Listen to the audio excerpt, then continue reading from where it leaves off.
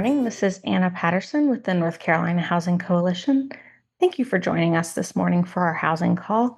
And without further ado, I will turn it over to our Director of Housing Policy, Stephanie Watkins Cruz. Good morning, everyone. I hope you all are having a great week so far.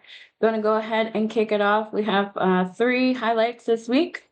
I just want to lift up that the 2025 Housing Finance Agency LIHTC Awards were released at the end of last week. And this week, the General Assembly is back. No votes are expected. And then also, we want to emphasize that our award nominations are open. So we're going to go straight into that. Nominations for the 2025 Housing Coalition Awards are now open. Many of you already know that every year at our annual Housing Conference breakfast, we recognize organizations and individuals who have gone above and beyond the call of duty to advocate for affordable housing. So if you or someone you know has excelled in housing advocacy over the last year, please submit a nomination by September 5th. That is next week.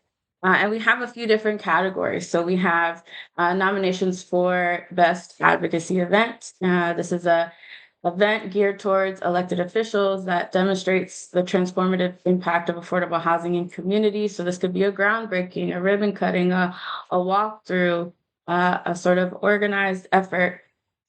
We also have an award for digital mobilization. So this is an online event or campaign that mobilizes your network around advocacy through digital formats for affordable housing. So this might be a campaign to call, email, or engage with elected officials, or virtually attend a city council meeting, things of that nature.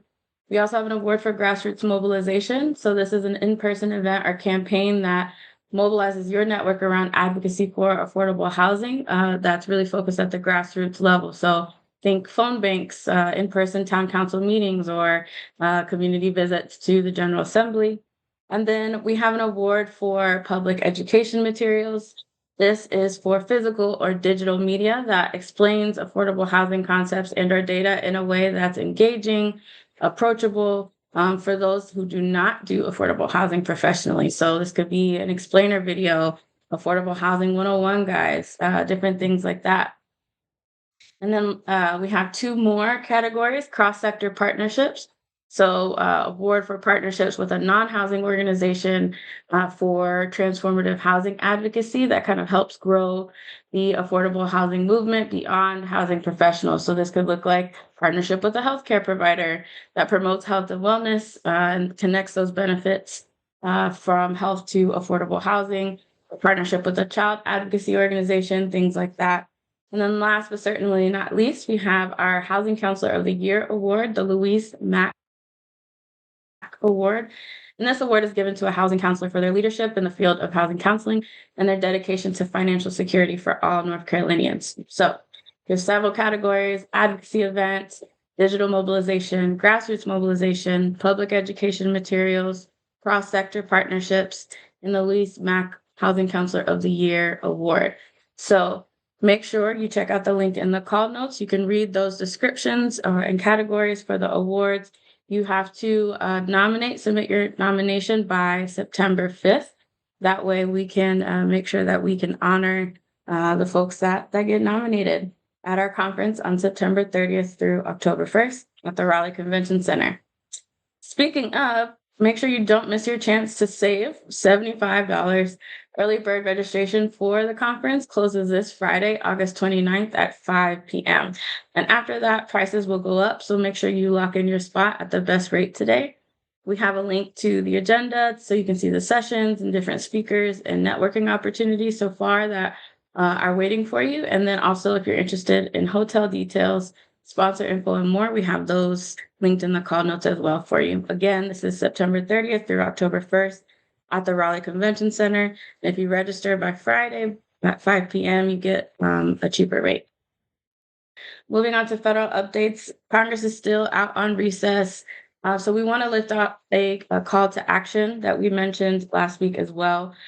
We invite folks to join the virtual Capitol Hill Day amidst the DC encampment sweeps. So the Trump administration continues to clear homeless encampments across DC.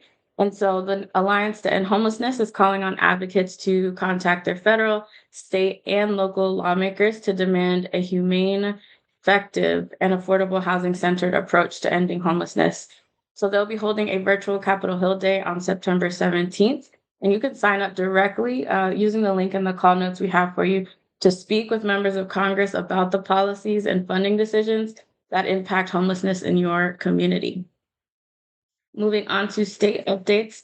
The low income housing tax credit awards for North Carolina were announced last Wednesday on August 20th. So across 24 different counties, there are 29 projects that will be receiving 9% tax credits, and that will lead to the creation of over 1,500 units. And an additional 20 developments were awarded tax exempt bonds, so part of the 4% LIHTC program that will total just over 3,400 units. So in total, using the housing credit, North Carolina will see almost 5,000 additional units of affordable housing being added to the supply over the coming several years. We have a link to the list of awarded projects and be on the lookout for additional details. Legislatively, legislators are scheduled to reconvene this week for session, but no votes are really expected. Several members are out, and so this will likely be a gavel in, gavel out type of session. They will reconvene again in September. If you recall, we mentioned that in their adjournment resolution, they have scheduled monthly reconvenings. And so they'll reconvene again in September. And we hope that they continue or I guess restart the process of working on a state budget or another mini budget. So there could be a vehicle to restore the Workforce Housing Loan Program, or WILP as we call it. We want that funding to be restored. We want to make sure that the projects that are part of next year's cycle in North Carolina have the gap financing they need. Just for context, and we just talked about this, the awards this year, every new construction project and all but we believe one rehab project demonstrated the need for gap financing. So that means that virtually every single project that received housing credit will need gap financing. So without the WELP program, without this gap financing, we're putting likely hundreds, if not, we're putting hundreds of units at risk. And this will mean it will limit the ability for these affordable housing units and developments to actually happen in rural areas and recovering areas. And that will be concentrated towards more sort of high wealth, maybe urban areas. And that defeats the purpose of the tool in and of itself. And we know that the need is across all 100 counties. So in addition to that, we hope that you will mark your calendars for September 16th. It's a Tuesday at 1:45 p.m. We will be hosting our second sort of legislative policy update webinar of the year, where we will go through the latest updates at the federal and state levels, the implications of decisions and events that have happened so far this year for communities across our state, as well as have the opportunity to talk through some ongoing priorities and work for the remainder of the legislative session this year, as well as short session next year, and an outlook on our field, housing and community development and the ecosystem.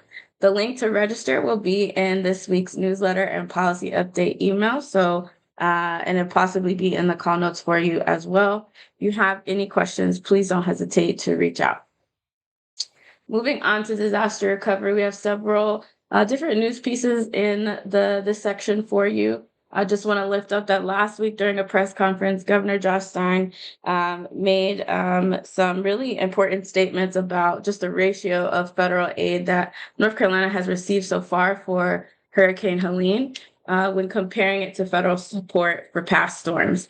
He stated that currently, when you add up or aggregate all of the federal aid that North Carolina has received, we've only received about 8% of the total damages assessed, which is about $60 billion worth of damages. And this includes all type of federal funding from FEMA to the Small Business Association, USDA, things like that. He went on to say that in the past, North Carolina has received upwards of 70% of the overall damage from the federal government. So there's a lot more work to be done. There's a lot more aid that the state needs in order to make sure that Western North Carolina has the support it needs to continue recovering and rebuilding. We have a lot of local headlines and different reports, events, and resources as always. There's a celebration of a grand opening of affordable housing development in Murphy, North Carolina, and Western North Carolina. Great news there. And then we also have highlighting a piece in the Wilson Times about Pender Crossing opening and offering affordable housing. So great news both in Western and Eastern North Carolina about grand openings and groundbreakings as well. On the resources side, we have a Opportunity Zones 2.0 mapping tool from Novogradac. This is a new tool, so recently updated, that can be used to look at opportunity zones and their locations. There's also a piece from the National Income Housing Coalition where there is a report out of the Journal of Social Distress and Homelessness where they connect and look at job loss and subsequent housing instability among people experiencing homelessness. So connecting workforce, economic development, as well as housing instability, all in that article.